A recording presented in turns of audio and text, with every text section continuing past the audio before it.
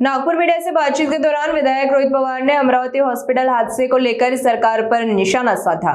उन्होंने कहा कि महाराष्ट्र के सभी अस्पतालों के फायर ऑडिट होने चाहिए। वहीं मुख्यमंत्री के जनजेट कार्यक्रम पर सवाल उठाते हुए उन्होंने राहुल गांधी के कार्यक्रम का उदाहरण दिया। रोहित पवार ने कहा कि राहुल गांधी के कार्यक्रम में लोग खुद पहुंचे थे, जबकि नागपुर का कार्यक्रम लोगों को जुटा कर किया गया। 1000 बालकांचा मृत्यू वेगळ्या वेगळ्या कारणांमुळे तिथं झालेला आहे। कुपोषण पासून साप चावल्यापर्यंत त्याच्यापासून या जे काही हॉस्पिटलमध्ये असे मृत्यू होतात आणि इतर काही कारणांमुळे, आणि हे जे काही सगळे मृत्यू आहेत ते गरिबाच्या मुलांचे मृत्यू आहे। शासनावर हे अवलंबून आहेत, चांगलं अन्न देण्यासाठी, पौष्टिक आहार देण्यासाठी, चांगल्या क्वालिटीची सेवा देण्यासाठी, नाहीतर हॉस्पिटलमध्ये चांगली औषधे देण्यासाठी, आणि ह्या सगळ्या गोष्टींचा अभाव असल्यामुळे अशा काही घटना आपल्या महाराष्ट्रामध्ये घडतात, हे दुर्दैव आहे। कसं आहे की त्यावेळेस फक्त ऑडिट केल्यासारखं दाखवतं, एखाद्या कुठल्या तरी अधिकाऱ्याला निलंबित केलं जातं आणि विषय तिथं दाबला जातो। कॉन्ट्रॅक्टरवर कधीच तिथं कारवाई केली जात नाही।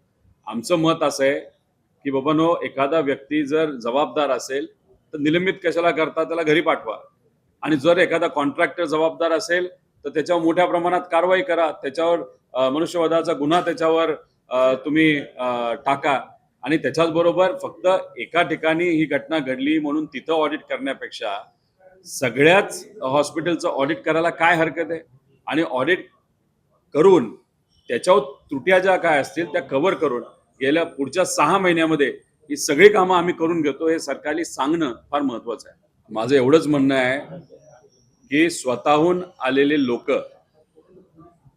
आणि आणलेली लोक, हे जर तुम्हाला बघायचं असेल तर राहुल गांधीजीचा कार्यक्रम हा स्वतःहून आलेल्या लोकांचा कार्यक्रम होता, आणि नागपूरला जो कार्यक्रम घेण्यात आला तो कुठेतरी आणलेल्या लोकांचा कार्यक्रम होता असं आपल्याला म्हणावं लागेल।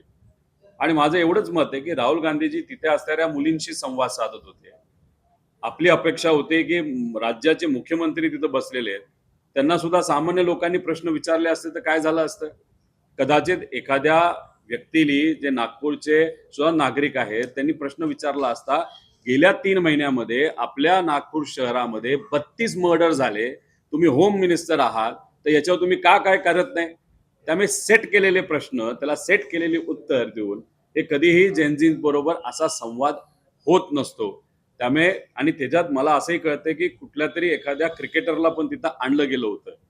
आता राहुल गांधीजींचा कार्यक्रम स्वतः त्या व्यासपीठावर होते, बाकी 100 लोक व्यासपीठावर नव्हते नेते, आणि कुठलाही सेलिब्रिटी तिथं आला नव्हता जो नागपूरमध्ये आला होता। मग गर्दी आणण्यासाठी सेलिब्रिटीला आणलं होतं का काय केलं होतं हे त्यांनाच माहिती। अशा पद्धतीने संवाद हा होत नसतो।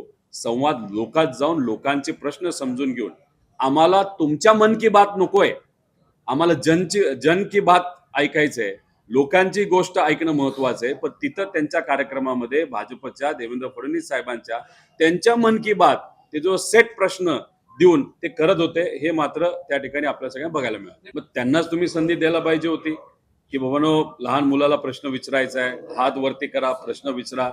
तिथं ढोल, पण मला असं कळालं की 4000 मुलं तिथं ढोल वादक घेऊन तिथं आले होते।